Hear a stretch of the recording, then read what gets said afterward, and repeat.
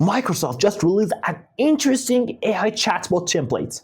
It's using Blazor, it's using OpenAI, you can actually use Azure or Llama, GitHub models, or anything else, and it's perfect. It understands our RAGs, our PDF files, chunks them to separate parts. It has access to vector databases and is using them, and it references the files in the answers. Let's see a demo. I'm going to say, tell me about emergencies, part 9. It's searching for it. You see? Let's click on it.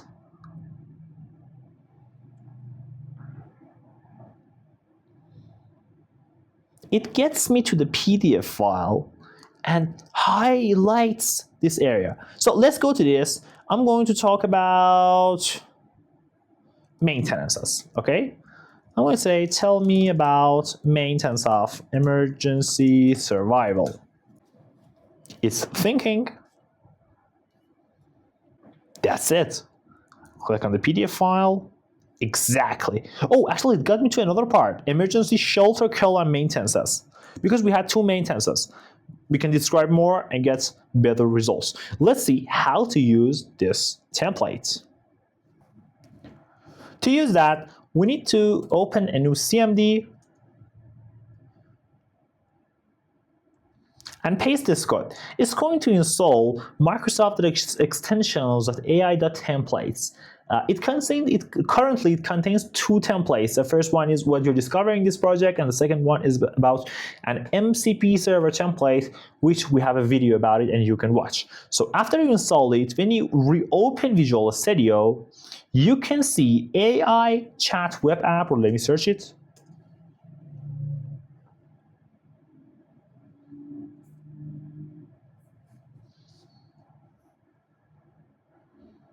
This is it.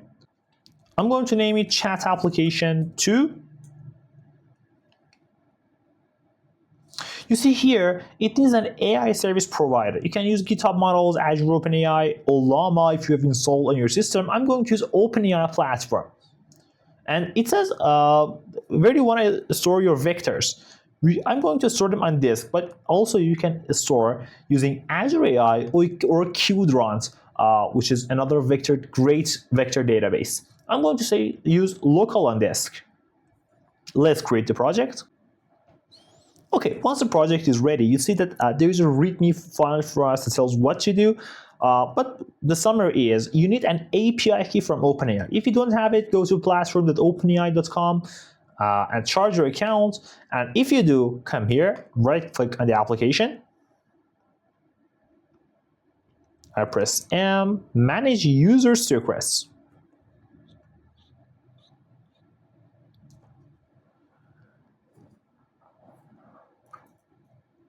So here we need to declare our OpenAI key.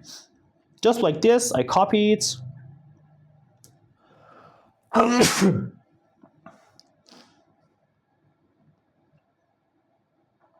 Paste it here. And actually this is my OpenAI key.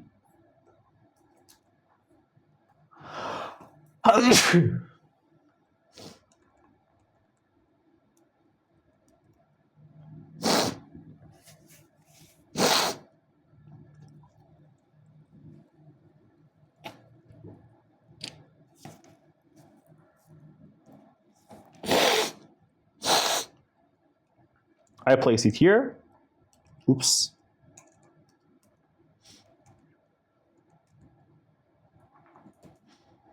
And let's test our project. Just look at it. I can create a new chat. There are 2 base PDF files here.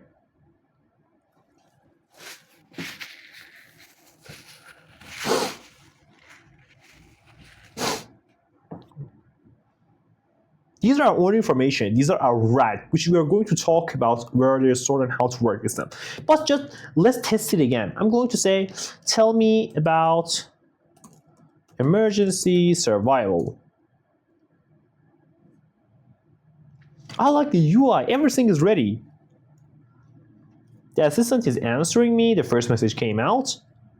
And you can see that there are some references for me. When I click on the reference,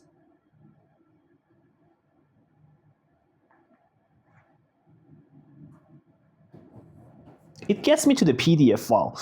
And if I ask about, for example, water purification, tell me about this one.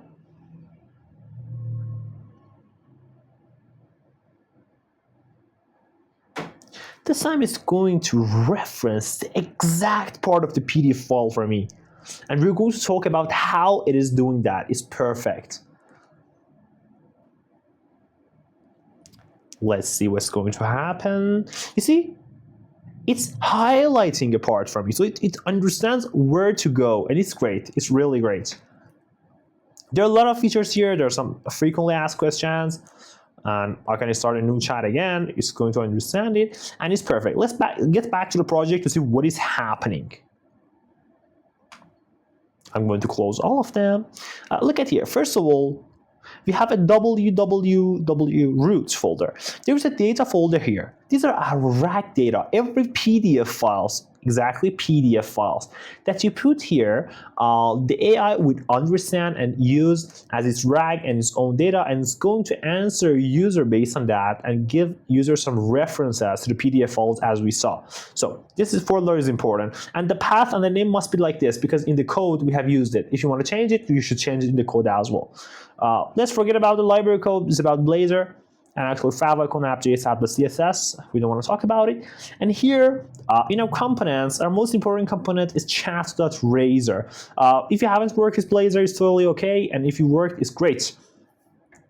Just to tell you that, for example, when user adds a new message, this function is calling. Let's go through that. You see, we're getting the user message and we are sending it to the AI and getting its answer. Then we're updating chat suggestions and just showing new messages to the user. But what is happening in the backend? What is the most important parts?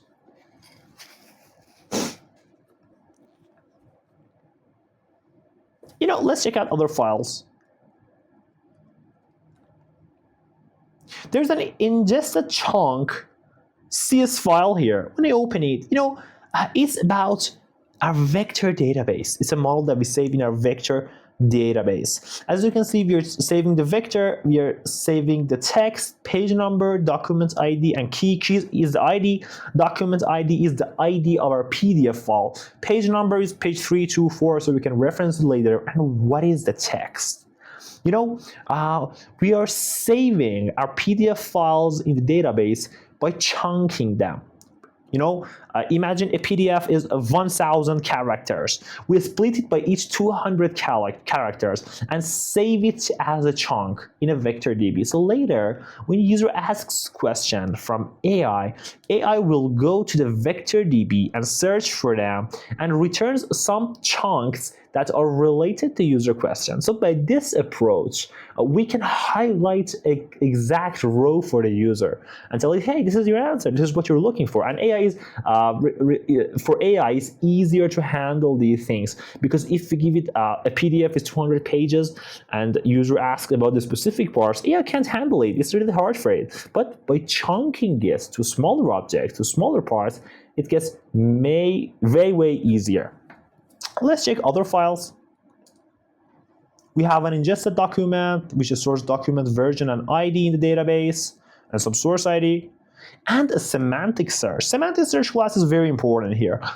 Semantic search is getting a text and the document ID filter. For example, I want to say, answer me based on this document, based on this exact document. So the document ID filter would be that document name, and it's null labeled. User may want or may not want it.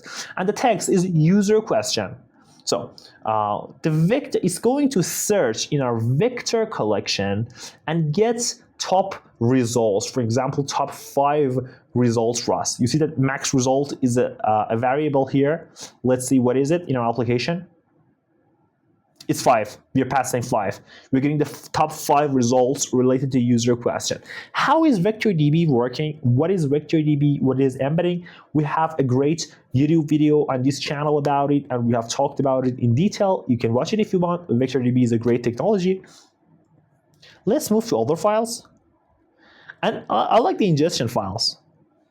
You see, in our ingest data, we are loading and chunking the PDF files to the vector DB. How? Let me show you. Let's go to this file. It's actually an interface which we're implementing. I go to the PDF directory source. You see, look at this method. It's getting all files in our source directory, which is a www root. It's getting all PDF files. It's going to loop on them. Check if they are updated, or if they're new, or if anything is deleted from the last time we checked it, and it's going to update our vector database. It's going to chunk them and save them to the vector DB. These two methods, these two files, data ingester and PDF directory source, are working together. It's going to save them in our vector DB, and now everything is ready to run the application. So let's review what's happened. Whenever the project is started, we have loaded all of the PDF files, and now we have a sync list of PDF files. Okay, then we chunk every 200 tokens, and we save it to our vector database by PDF ID, by page number, by its text, and we're using it. We are saving it as a vector. Later, when user asks AI some questions, AI searches the vector DB, picks up the 5 top best results and shows them to the user, and can reference the PDF file, so user can click on that and go to the PDF file and read the document. So it's very amazing. It's very interesting. Thanks for watching this video. Well, this was very amazing for me as well. That's why I've shared it with you. I hope you enjoyed it as well. If you like this video, please like and subscribe, and thanks for watching.